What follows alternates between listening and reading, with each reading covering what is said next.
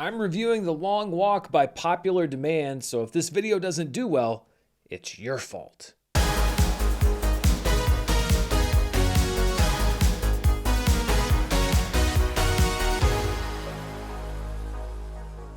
Hello everybody, I'm Dan Murrell here with a review of The Long Walk, which has actually been in theaters already for a few weeks, but in 5.5 years of running this channel, I can't think of another movie that I kept consistently getting comments saying like, Dan, you've got to review this movie. Dan, you've got to review this movie.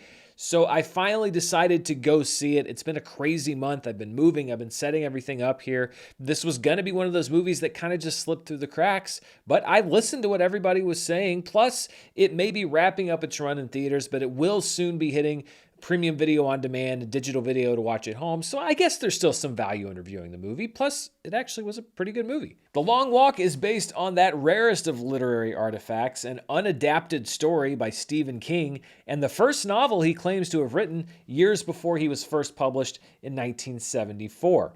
It takes place at some undetermined time in American history after a second civil war has devastated the country. Each year, 50 young men, one from each state, participate in the Long Walk, a test of endurance that forces them to walk without stopping while maintaining a constant pace of 3 miles per hour. The entire country watches the competition, and it's sold as an inspirational event that boosts national pride and productivity. There's just one problem. The last man walking wins money and any wish of their choosing, but the other 49 are executed as they fall out of the competition. This is a story that's set in a dystopian future and a dystopian society. It features a talented ensemble cast, and it's also a story about people who volunteer for a deadly competition. So I guess it makes sense that the director of The Long Walk is Francis Lawrence, who has directed every single Hunger Games film since 2013. But this is not a PG-13 YA novel. This is a brutal, grisly, hard R look at the physical and psychological torment inflicted on this group of young men, some of them barely adults, and how far they can push themselves in order to survive. It's a great concept for a story and for a movie, but if Stephen King adaptations have been plagued by anything over the years, it's been great concept, poor execution.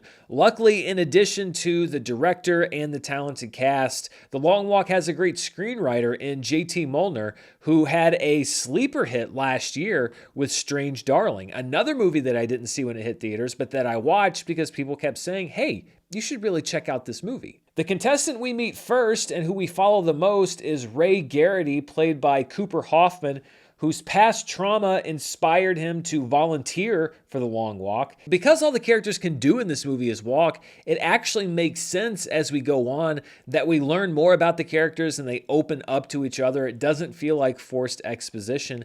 And the things that we learn about Ray and about his objectives and his motivations are interesting, but it's also interesting and somewhat terrifying to see how these early objectives fall by the wayside when the point becomes just pure survival. Ray's closest bond among the contestants is with McVrees, played by David Johnson. He was an actor I was already watching after his impressive performance in Alien Romulus, but he takes it to another level in The Long Walk. David Johnson isn't just great in this movie, he puts in one of my favorite performances that I've seen in a film this year, and that's not to insult Cooper Hoffman and the other actors in this movie because they're great, but Johnson is on another level, and if he wasn't on your radar before, he should definitely be on your radar now. The cast is also filled with other faces who I've enjoyed in different projects, but who also impressed me in this movie. Ben Wong, who I think capably carried Karate Kid Legends this past summer, plays the jokester of the group.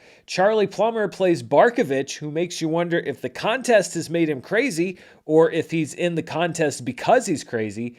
Garrett Waring, who also stars in Ransom Canyon on Netflix, plays Stebbins, who enters the contest with more confidence than anybody else.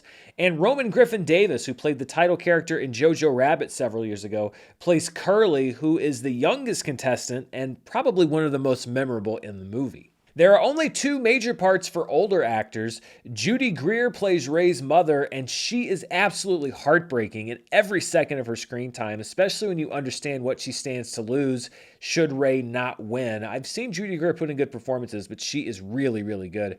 And Mark Hamill plays the Major, a godlike dictatorial military figure who shows up to give his form of brutal encouragement to the contestants and relishes his role as the personal executioner of the final runner-up. Now, I am not a professional filmmaker by any stretch of the imagination, but I have worked on movie and TV shoots, and I can tell you from experience that two of the toughest things to shoot are scenes that are outside and scenes that aren't static, so scenes that involve motion.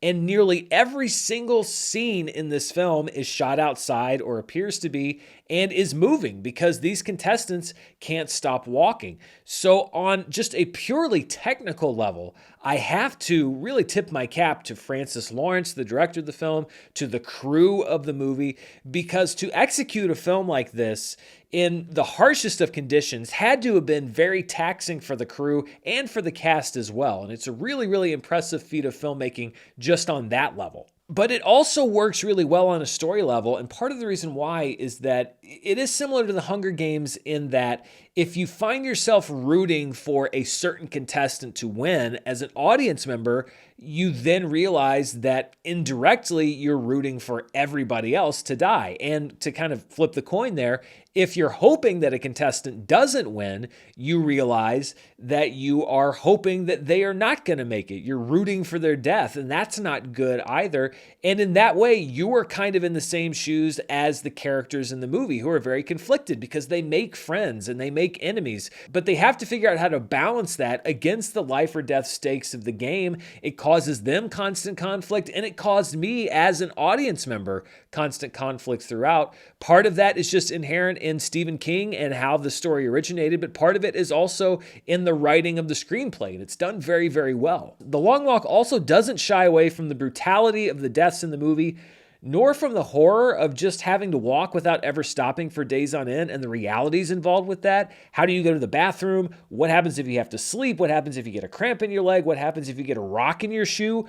All of these are everyday scenarios, but they now become life or death in this movie, and they often end in tragedy. Stephen King began writing this story reportedly back in the 1960s. It was published, I think, originally in the 1980s, but it still feels very relevant to today. And what I liked about the movie too is that it doesn't try to draw any direct parallels to the current political situation, to any current political leaders.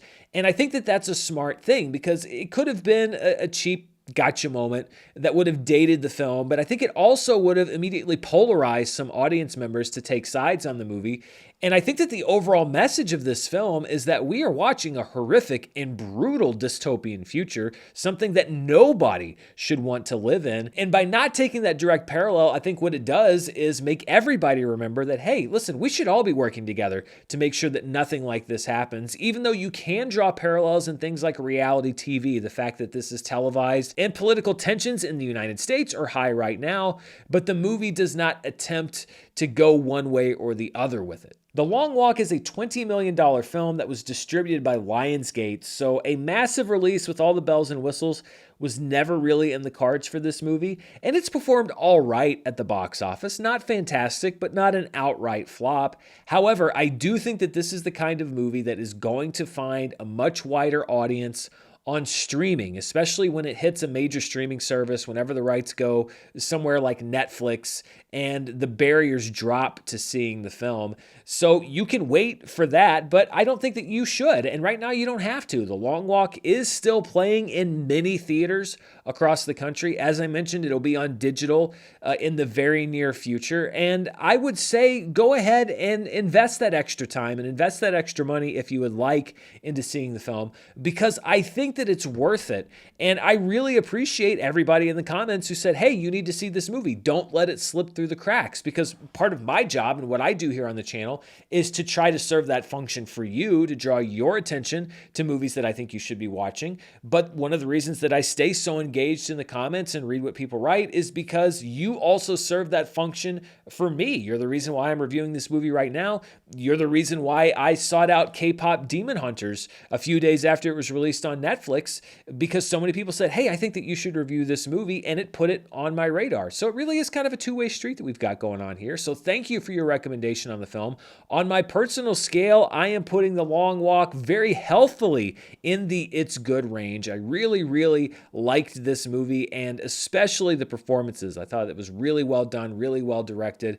And again, like I said, something I think that you should take the time to seek out. So those are my thoughts on The Long Walk, as delayed as they may have been. What do you think, though? Have you already seen the movie? Are you one of those people that was telling me to see it? Or has this maybe encouraged you to seek it out as well? Let me know down in the comments below. And as always, stay tuned right here for the latest in movie news, reviews, box office, and more. Until next time, stay safe, and I'll see you then. Bye.